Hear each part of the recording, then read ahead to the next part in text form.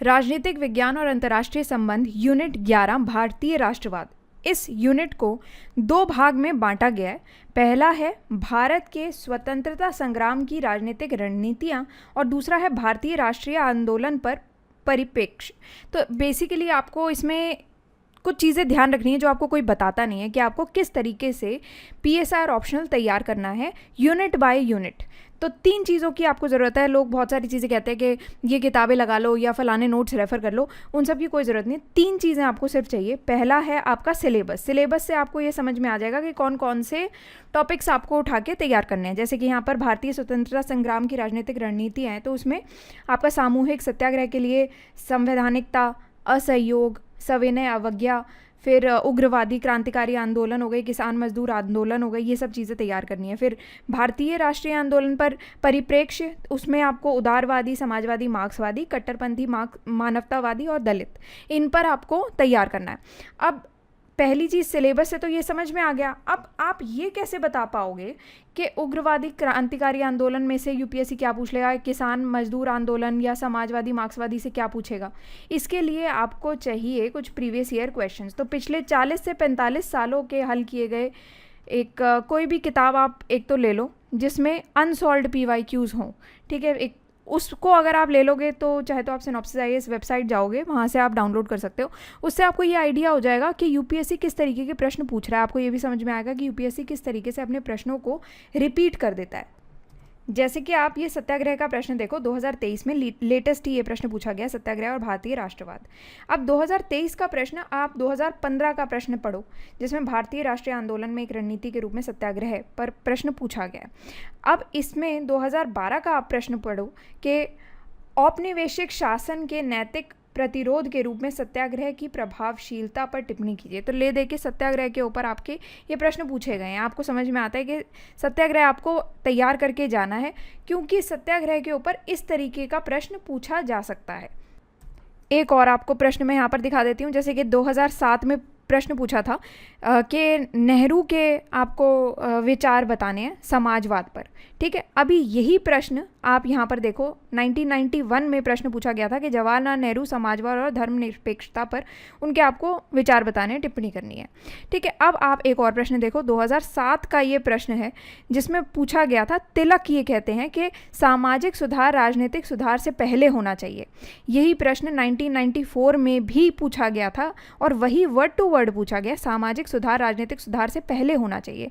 चर्चा करनी है इस पर। तो आप देख रहे हो कि किस तरीके से प्रश्न वही पूछ रहा है UPSC। इससे हमें एक चीज़ तो ये समझ में आ जाती है क्लियर कट कि UPSC प्रश्नों को वही पूछ लेता है, उससे टॉपिक समझ में आ जाते हैं। अब आप कहीं से भी तैयारी कर रहे हो, सबसे पहली चीज़ अब जो आपको अपनी तैयारी में देखनी है अपने नोट्स में, वो ये चेक करना है कि क्या आपके नोट्स में ये पिछले 40 से 45 वर्षों के प्रश्न के सॉल्यूशंस ये दिए गए हैं या नहीं दिए गए। अगर ये प्रश्नों के हल करके नहीं दिया गया, आपके नोट्स में है ही नहीं कहीं पर, तो नोट्स को फाड़ के फेंक दो। आपका पैसा तो बर्बाद हो ही चुका है, टाइम भी बर्बाद हो जाएगा, अटेम्प्ट खराब हो जाएंगे, उसका कोई फ़ायदा नहीं। आप चाहे कहीं से भी तैयारी करो, आपको सिर्फ ये चीज़ देखनी है। और अगर किसी के नोट्स में आपको ये प्रीवियस ईयर क्वेश्चंस मिल जाते हैं जहाँ से भी आप तैयारी कर रहे हो, तो फिर आप उन्हीं को ही आँख बंद करके फॉलो कर सकते हो।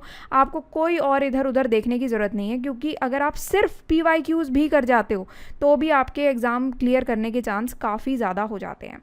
अब तीसरी चीज़ जो है, पहली चीज़ तो बताई थी आपको सिलेबस, दूसरी PYQs, तीसरी आपको चाहिए जो ले दे के कुछ टॉपिक्स इक्के दुक्के बच जाते हैं, उसके लिए आपको बुक्स चाहिए। अगर आपके पास बुक्स रेफ़र करने का टाइम नहीं है, बुक्स मैंने लास्ट में एंड में दी हुई हैं, पर अगर टाइम नहीं है तो फिर मैं यहाँ पर आपको एक स्ट्रक्चर बता दूँगी, वो स्ट्रक्चर के हिसाब से आपको कॉन्टेंट अपना तैयार कर लेना है, ठीक है। ये स्ट्रक्चर हमने बनाया है पिछले यही सारे जो प्रश्न हैं UPSC के, वो समझ के, साथ में सिलेबस के कोई भी टॉपिक बच ना जाए वो समझ के, और कोई भी और सब टॉपिक भी ना बच जाए, तो इन किताबों को पहले से ही रेफ़र करके ये पूरा स्ट्रक्चर तैयार किया गया है, जो आप इंडेक्स में यहाँ पर देख सकते हो। तो इससे आपको समझ में आ जाएगा कि आपको किस तरीके से तैयारी करनी है। और अगर आपके पास टाइम नहीं है तैयारी करने का, अभी 1 साल ही है, तो आप कोर्स ये रेफ़र करने का देख सकते हो। synopsisize.com वेबसाइट पर जाओगे, आप कोर्सेज़ में जाओगे, ऑप्शनल में PSIR कोर्स पर क्लिक करना, तो यहाँ पर मिल जाएगा। एक चीज़ और है, चाहे आप कहीं से भी तैयार करो पर करंट अफेयर ज़रूर तैयार कर जाना, PSIR के लिए काफ़ी इंपॉर्टेंट है, ठीक है। और कोई भी आपको इशू हो इसमें आप देख लेना, अपनी तैयारी के हिसाब से देखना। एक मेरा सजेशन ये आपको ज़रूर रहेगा कि अगर आपके पास टाइम है तो खुद से तैयारी करना, और इधर उधर की टेस्ट सीरीज़ आप ज्वाइन करने पर ध्यान मत देना, एंड में रखना टेस्ट सीरीज़ को। अगर आपको लगे बिल्कुल ही सनक हो तब करना टेस्ट सीरीज़, अदरवाइज़ कोई ज़रूरत नहीं है। आप टेस्ट सीरीज़ की बजाय यही क्वेश्चंस उठाओ, प्रीवियस ईयर क्वेश्चंस की फ्री बुकलेट सिनॉप्सिस पे अवेलेबल है, वो उठाओ और उसको लिख लिख के खुद ही प्रैक्टिस करो। टाइम है तो ये करना चाहिए आपको, क्योंकि अगर ले दे के वही प्रश्न पूछे जाएंगे तो आप उन्हीं की ही तैयारी करो। तो जैसे कि यहाँ पर पहला हम देख लेते हैं कि भारत के स्वतंत्रता संग्राम की राजनीतिक रणनीति के रूप में संविधानवाद, ये आपको बताना है। इसमें से प्रश्न पूछे गए हैं सत्याग्रह और भारतीय राष्ट्रवाद, ये कुछ प्रश्न मैंने आपको यहाँ पर दिखाई दिए हैं। एक स्वराज, स्वदेशी और सर्वोदय की पराकाष्ठा है, सूरत विभाजन, स्वदेशी आंदोलन, इन सब पर प्रश्न पूछे गए हैं। एक SN बैनर्जी के ऊपर भी प्रश्न पूछा गया, 2010 का प्रश्न है। तो आपको ये ले दे के समझ में आना चाहिए कि प्रश्न किस तरीके के हैं, ये आपको देख के पता लग गया है कि ये इसके आसपास कुछ UPSC दोबारा से प्रश्न पूछ सकता है। और ये यूनिट 11 है। ज़्यादातर हर साल एक क्वेश्चन तो मिनिमम UPSC इस पूरी यूनिट में से पूछता ही पूछता है। ये प्रीवियस ईयर क्वेश्चन से आपको ये और चीज़ पता लग जाती है कि आपकी वेटेज क्या है, कौन सी यूनिट की, कौन सी यूनिट आपको पहले करके जानी, कौन सी छोड़ सकते हैं। यूनिट 11 तो आप छोड़ ही नहीं सकते, क्योंकि इसमें से तो हर साल मिनिमम एक क्वेश्चन तो पूछता है। इसका आप परिचय दोगे, परिभाषा बताओगे, प्रमुख सिद्धांत क्या हैं इसके, फिर संविधानवाद और लोकतंत्र के बीच संबंध बताओगे, फिर आप बताओगे कि व्यक्तिगत अधिकारों और स्वतंत्रता की रक्षा में संवैधानिकतावाद का महत्व बताओगे, फिर वैचारिक विभावित करने वाले, ये सारी चीज़ें आप यहाँ से, मैं स्क्रॉल कर रही हूँ, ये आप नोट कर सकते हो। संवैधानिकता के उदाहरण देने आपको, लामबंदी, संविधानवाद और राजनीतिक लामबंदी बतानी है, संविधानवाद और शासन संक्रमण बताना है, फिर उसके बाद आलोचना करनी है और समाप्ति कर दोगे। फिर होता है आपका भारत के स्वतंत्रता संग्राम की राजनीतिक रणनीति के रूप में सत्याग्रह के ऊपर यहाँ पर बात करनी है, जिसमें से 2 प्रश्न UPSC ने ऑलरेडी पूछे हुए हैं। इसमें से भारतीय राष्ट्रीय आंदोलन में एक रणनीति के रूप में सत्याग्रह पूछा हुआ है, 2015 का प्रश्न है। 2012 में प्रश्न पूछा था, औपनिवेशिक शासन के नैतिक प्रतिरोध के रूप में सत्याग्रह की प्रभावशीलता पर टिप्पणी करनी है। तो यहाँ पर आप वही सारी चीज़ें लिखोगे। फिर सत्याग्रह की मुख्य विशेषताएं, परिचय वगैरह दे के, स्वतंत्रता संग्राम में सत्याग्रह की भूमिका बता के, प्रभावशीलता बता के, विचारक ज़रूर आपको हर एक टॉपिक में आपको ध्यान रखना है, विचारक परिप्रेक्ष्य आपको लिखना है, स्वतंत्रता संग्राम में सत्याग्रह के उदाहरण देने हैं, सीमाएं बतानी है, समाप्ति कर देनी है। फिर आता है आपका भारतीय स्वतंत्रता संग्राम की घटनाएं बतानी है, जहां पर आप 2008 में प्रश्न पूछा था, स्वराज, स्वदेशी, सर्वोदय की पराकाष्ठा है। फिर स्वदेशी आंदोलन पर पूछा है, सूरत विभाजन, भारतीय राष्ट्रवाद, जैसे एक SN बैनर्जी वाला जो प्रश्न है, ये यहाँ पर आपके सारे कवर हो जाएंगे। यहाँ से मैं स्क्रॉल कर रही हूँ तो ये सारे प्रश्न यहाँ से आपके कवर हो जाते हैं। अब इसके बाद आता है आपका सूरत विभाजन। सूरत विभाजन का भी आप स्ट्रक्चर यहाँ पर नोट कर सकते हो, पॉज कर लो चाहे तो वीडियो, और इसमें देख लो आपको क्या क्या तैयार करना है। ये उन लोगों के लिए जो खुद से तैयारी कर रहे हैं, कोई भी कोचिंग ज्वाइन नहीं कर सकते, अफोर्ड नहीं कर पा रहे हैं, या जो भी रीज़न है, कहीं और ज्वाइन कर चुके हैं। अगर आप कहीं और भी ज्वाइन कर चुके हो ना, तो अपने ही नोट्स में ये सारे चीज़ें जो यहाँ पर लिखी गई हैं, ये आप ऐड कर सकते हो, क्योंकि इनमें से UPSC ने जब पहले से ही प्रश्न पूछ लिया है, तो आप इन प्रश्नों को ही अगर आप तैयार करते हो या अपने नोट्स में ऐड कर लेते हो तो वो भी चल जाएगा। जैसे कि यहाँ पर SN बैनर्जी की एक nation, a nation in the making, ये अगर आपको टॉपिक आपके नोट्स के अंदर नहीं है तो फिर आप यहाँ से एक बार अपने नोट्स में ही जाके चेक करो और इसको ऐड कर लो, ठीक है। फिर आता है आपका भारत के स्वतंत्रता संग्राम में राजनीतिक रणनीति के रूप में असहयोग बताना है, नॉन कॉपरेशन मूवमेंट का बताना है आपको। इसमें आप वही परिचय दोगे। इसमें 3 चीज़ें आपको ध्यान रखनी है यहाँ पर, भारतीय स्वतंत्रता आंदोलन बताना है, संयुक्त राज्य अमेरिका में नागरिक अधिकार आंदोलन बताना है, दक्षिण अफ्रीका में रंग भेद विरोधी आंदोलन बताना है। तो यहाँ पर क्या है कि आपको ऐतिहासिक महत्व भी बताना है यहाँ पर कि क्या रहा है इसका। फिर असहयोग के प्रमुख सिद्धांत कौन कौन से हैं नॉन कॉपरेशन के, सविनय अवज्ञा, बहिष्कार, आर्थिक दबाव, सहयोग की वापसी। अब असहयोग की समकालीन उदाहरण कुछ देने हैं, तो ये चीज़ें आपकी करंट अफेयर्स वाला जो पार्ट है वो आपका यहाँ पर कवर हो सकता है कि लोकतंत्र समर्थन आंदोलन बताना है, जलवायु परिवर्तन सक्रियता एंड मानव अधिकार अभियान ये आपको बताने हैं। तो ये आप कुछ कुछ एग्जांपल्स यहाँ पर लिख सकते हो, जो भी करंट अफेयर्स के हिसाब से जो भी आपकी न्यूज़ चल रही है वो आपको यहाँ पर ऐड कर देने हैं। कुछ विचारक हैं, उनका आप बताओगे, उनके दृष्टिकोण क्या है। असहयोग बताओगे, फिर बताओगे कि एक राजनीतिक रणनीति के रूप में असहयोग की सीमाएँ क्या है, दमन, हिंसा, सामूहिक भागीदारी पर निर्भरता, विभव ठीक है, विखंडन, समाप्ति कर दोगे बस इसकी। उसके बाद है सविनय अवज्ञा, ठीक है। तो आपका ये सिविल डिसोबीडियंस आएगा, जिसमें 2011 में प्रश्न पूछा था कि सिविल डिसोबीडियंस का आपको ये महत्व बताना है, सविनय अवज्ञा का आंदोलन का महत्व बताना है। वही ले दे के वही सारी चीज़ें चलेंगी।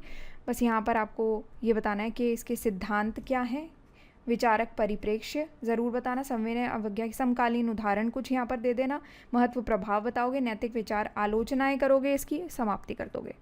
फिर आता है आपका कि जो आंदोलन रहे हैं, तो इसमें उग्रवादी और क्रांतिकारी आंदोलन हम पहले समझ रहे हैं, उसके बाद हम समझेंगे किसान आंदोलन के बारे में। तो इसमें से 3-4 प्रश्न यूपीएससी ने पूछे हैं। एक 2018 में पूछा था, 2020, 2017 और 1999। तो यहाँ से आप ये प्रश्न पढ़ लेना, वही ले दे के वही सारी चीज़ें चलेंगी कि उग्रवादी और क्रांतिकारी आंदोलनों में उद्भव में योगदान करने वाले कारक कौन से थे, भूमिका महत्व क्या है, वही सारी चीज़ें, ठीक है। तो आप यहाँ से ये पढ़ लेना। इसमें उदारवाद ही राष्ट्रवाद और चरमपंथी या फिर उग्रवादी राष्ट्रवाद के बीच अंतर बताना है। इस पर यूपीएससी प्रश्न पूछ सकता है दोबारा, ठीक है। इसलिए मैंने स्पेसिफिकली इस पर रुक के आपको ये बता रही हूँ। वैचारिक अभिविन्यास, उसके बाद रणनीति और तरीके, सहयोग और समझौते के प्रति दृष्टिकोण बताना है, हिंसा की धारणा बतानी है, समाप्ति कर देनी है, ठीक है। तो आपको ये ज़रूर तैयार करना है, इम्पॉर्टेंट है। फिर गोखले और तिलक का प्रभाव क्या रहा था स्वतंत्रता के लिए भारतीय संघर्ष पर। फिर विचारकों के कुछ दृष्टिकोण आप यहाँ पर बताओगे, उग्रवादी और क्रांतिकारी आंदोलनों के कुछ उदाहरण दे दोगे। इसमें से एक जो सबसे इम्पॉर्टेंट पार्ट है, जिसमें से यूपीएससी ने फिर दोबारा प्रश्न पूछे गए हैं, 1857 का जो रिवोल्ट हुआ था, ठीक है। तो उसमें आपको भूमिका बतानी है, वही सारी चीज़ें कि क्या भूमिका है, महत्व क्या है, दृष्टिकोण, उदाहरण देने हैं, सीमाएं बतानी है, कुछ चुनौतियों का क्या सामना करना पड़ा, समाप्ति कर देनी है। फिर उसके बाद किसान और मजदूर आंदोलन आ जाता है यहाँ पर। इसमें से 2 प्रश्न पूछे गए हैं 2022 में, काफ़ी रीसेंट प्रश्न पूछा गया है ये तो। स्वतंत्रता पूर्व काल में भारत में श्रमिक आंदोलन का विश्लेषण कीजिए। तो ये तो अभी रिसेंटली भी काफ़ी ज़्यादा न्यूज़ में हमेशा से रहा ही है। तो ये करंट अफेयर्स आप कह सकते हो कि करंट अफेयर्स वाला क्वेश्चन उस टाइम पर आ गया था। अब यहाँ पर 2014 में भी यही प्रश्न पूछा गया कि बताएं कि भारतीय स्वतंत्रता संग्राम के दौरान किसान आंदोलनों ने राष्ट्रवादी विचारों को कैसे बढ़ावा दिया। 2014-2022 में 2 प्रश्न पूछे गए हैं, ठीक है। अब वही सारी चीज़ें आपको बताना है, उसके कारक कौन से हैं, भूमिका महत्व क्या है। फिर आपको यहाँ पर बताना है भारतीय स्वतंत्रता के संघर्ष के दौरान किसान आंदोलनों की भूमिका क्या है। तो ये तो है भारतीय स्वतंत्रता के संघर्ष के दौरान का काम है ना ये तो। अब आप इससे जोड़ के इसको बताओगे, समकालीन में भी बताओगे ना थोड़ा सा, तो ये आप आज के टाइम का जो ये फार्मर प्रोटेस्ट चल रहा है उसको आप थोड़ा सा यहाँ पर जोड़ के अपना करंट अफेयर्स ऐड करके यहाँ पर ज़रूर आप लिखना, उसमें आपको अच्छे नंबर मिलेंगे और उस पर प्रश्न भी सीधा सीधा पूछा जा सकता है। तो ये मत समझना कि सिर्फ थोड़े बहुत एग्जाम्पल ऐड कर दोगे तो हो जाएगा, सिर्फ उदाहरणों से नहीं चलेगा, आपको पूरा तैयार करना पड़ेगा एक प्रश्न, क्योंकि ये काफ़ी हॉट टॉपिक है। तो यहाँ पर आप ग्रामीण जनता को जुटाना, औपनिवेशिक भूमि कार्यकाल प्रणाली को चुनौती देना, आर्थिक व्यवधान और असहयोग, राष्ट्रवादी नेताओं के साथ गठबंधन, फिर स्वतंत्रता के बाद की नीतियों पर प्रभाव क्या है, उसको समाप्ति कर दोगे। फिर स्वतंत्रता पूर्व काल में भारत में श्रमिक आंदोलन क्या है, तो ये इसके बारे में आप बताओगे, वही सारी चीज़ें। फिर इसमें एक चीज़ और आप बताओगे, मांगे और शिकायतें बताओगे। ये तो पहले के टाइम का है ना, स्वतंत्रता पूर्व काल का है ना, तो इसको आप बताओगे कि आज के टाइम पे कुछ आप यहाँ पर उदाहरण ज़रूर ऐड करके बताओगे। रणनीतियाँ, विरोध के रूप, उल्लेखनीय नेता, संगठन क्या है, प्रभाव क्या है, बाद का प्रभाव क्या है, समाप्ति कर दोगे। तो विचारकों के दृष्टिकोण ज़रूर बताना, किसान और श्रमिक आंदोलनों के उदाहरण बताना, किसान और मजदूर आंदोलनों का प्रभाव क्या है, सीमाएं क्या है, समाप्ति कर देना। फिर आता है भारतीय राष्ट्रीय आंदोलन पर परिप्रेक्ष्य, जिसमें उदारवादी, समाजवादी, मार्क्सवादी, कट्टरपंथी, मानवतावादी और दलित ये सारे आ जाते हैं। तो इसमें आप बताओगे भारतीय राष्ट्रीय आंदोलन पर उदार दृष्टिकोण बताओगे सबसे पहले, तो वही सारी चीज़ें चलेंगी इसमें, भूमिका क्या है, दृष्टिकोण वगैरह। ये यहाँ से मैं स्क्रॉल करती जा रही हूँ, आप यहाँ से स्क्रीनशॉट भी ले सकते हो। तो ये तो आपका इंट्रोडक्शन हो गया। उसके बाद आता है आपका समाजवादी परिप्रेक्ष्य, ये बताना है। इसमें यूपीएससी ने 2020 में प्रश्न पूछा था कि भारतीय राष्ट्रीय आंदोलन में समाजवादियों की भूमिका क्या है, समाजवाद पर नेहरू के विचार क्या हैं। ये तो मैंने आपको सारे बता ही दिए किस तरीके से यूपीएससी अपने प्रश्नों को बार बार वही सेम चीज़ रख के आगे पूछता है। बस राजा राम मोहन रॉय पर भी प्रश्न पूछा गया, 1998 में ये प्रश्न पूछा था कि वो एक समाज सुधारक के रूप में उन पर एक प्रश्न पूछा गया था। तो यहाँ पर भारतीय राष्ट्रीय आंदोलनों में समाजवादियों की भूमिका बतानी है, विचारकों के दृष्टिकोण। नेहरू के ऊपर आप बताओगे कि उनके बारे में अच्छे से आप एक्सप्लेन करोगे, जो भी प्रश्न पूछा है उसके संदर्भ में आपको यहाँ पर लिखना है। फिर समाज सुधारक के रूप में तिलक पर बताओगे, राजा राम मोहन रॉय समाज सुधारक के रूप में बताओगे, नेताजी सुभाष चंद्र बोस का समाजवादी उद्देश्य बताओगे। फिर राष्ट्रीय आंदोलन पर समाजवादी प्रभाव के उदाहरण बताओगे, समाजवादी दृष्टिकोण का महत्व प्रभाव क्या, आलोचनाएं, समाप्ति। फिर भारतीय राष्ट्रीय आंदोलन पर मार्क्सवादी दृष्टिकोण क्या है, जिसमें से 4 प्रश्न पूछे गए हैं कि 2021 में प्रश्न पूछा था, 2013, 2005, 1992 में पूछा था। संपूर्ण क्रांति पर जयप्रकाश नारायण के विचार पूछे गए हैं। पूंजीवादी घेराबंदी का सिद्धांत बताना है। भारत के स्वतंत्रता आंदोलन की मार्क्सवादी समझ को बताना है। भारतीय राष्ट्रीय आंदोलन की प्रकृति के मार्क्सवादी परिप्रेक्ष्य का विश्लेषण करना है। तो यहाँ पर ये सारी चीज़ें आएंगी जिसमें आपको बताना है भूमिका, महत्व वगैरह, वही सारी चीज़ें। बस इसमें एक चीज़ यहाँ पर आप ज़रूर ध्यान रखना कि जयप्रकाश नारायण के विचार बताने हैं संपूर्ण क्रांति पर, ये इस पर यूपीएससी ने प्रश्न पूछा था, इसलिए हमें कवर करना है। फिर भारतीय राष्ट्रीय आंदोलन की मार्क्सवादी समझ बतानी है। यहाँ पर पूंजीवादी घेराव का सिद्धांत है। तो इससे आपको ये समझ में आ रहा है कि हमने जितने भी पहले यूपीएससी ने प्रश्न पूछे गए हैं वो सारे हमने यहाँ पर कवर कर लिए हैं। तो ये आपको तैयार करके जाने हैं, अपने नोट्स आप इस प्रकार से बना सकते हैं। फिर भारतीय राष्ट्रीय आंदोलन पर कट्टरपंथी मानवतावादी दृष्टिकोण बताना है, जिसमें 2019 में यूपीएससी ने प्रश्न पूछा था, 2016 में, 2003 में। पंडित जवाहरलाल नेहरू एक महान राष्ट्रवादी और अंतर्राष्ट्रवादी और मानवतावादी के रूप में हमारे सामने आते हैं, इस पर चर्चा करनी थी। ऐसे ही यहाँ पर भारतीय राष्ट्रीय आंदोलन पर कट्टरपंथी मानवतावादी परिप्रेक्ष्य का समालोचनात्मक परीक्षण करें। 2019 में पूछा गया है कि भारत में राष्ट्रीय आंदोलन साम्राज्यवाद विरोधी था और अपने सामाजिक, आर्थिक और राजनीतिक कार्यक्रमों में उत्तरोत्तर कट्टरपंथी था। चर्चा करनी है इस पर। तो वही सारी चीज़ें यहाँ पर चलेंगी। मैं स्क्रॉल करती जा रही हूँ, आप यहाँ पर इसको नोट कर लेना, ठीक है। यहाँ पर 1-2 चीज़ें ज़रूर यहाँ पर आप देख के रखो कि आपको लिखनी है कि भारतीय राष्ट्रवादी आंदोलन के लिए नेहरू की विरासत, ये ज़रूर तैयार करना। राष्ट्रीय आंदोलनों में कट्टरपंथी मानवतावादी दृष्टिकोण के उदाहरण देने, प्रभाव क्या, सीमाएं, समाप्ति कर देनी है, ठीक है। अब यहाँ पर क्या है कि भारतीय राष्ट्रीय आंदोलन पर दलित दृष्टिकोण क्या है, 2019 में प्रश्न पूछा था और 2011 में प्रश्न पूछा था। प्रश्न ले देके बहुत ही सेम तरीके के प्रश्न पूछे गए हैं, कुछ अलग नहीं है प्रश्नों में। आप देख सकते हो, दलित पर्सपेक्टिव और इंडियन नेशनल मूवमेंट, दलित पर्सपेक्टिव और इंडियन नेशनल मूवमेंट। तो 2011, 2019 सेम प्रश्न पूछा गया है, ठीक है। यहाँ से मैं स्क्रॉल कर रही हूँ, आप इसको बिल्कुल बेसिक इसका स्ट्रक्चर बन रहा है, वही आपको तैयार करना है। फिर गांधीवादी दृष्टिकोण है, ठीक है। इसमें 2017 में प्रश्न पूछा था, 2004 में, 1993 में 3 प्रश्न यहाँ पर पूछे गए हैं, ये आपको ध्यान में रखना है। ले देके वही सिमिलर टाइप के प्रश्न पूछे गए हैं। अनार्किज्म पर प्रश्न पूछा है कि अराजकतावाद क्या है, ठीक है, गांधी के सिद्धांत के हिसाब से। फिर आपको बताना है कि उनका भूमिका क्या रही है, ठीक है। और बाकी ये एप्लीकेशन बेस्ड क्वेश्चन आया है, 2017 में पूछा गया था।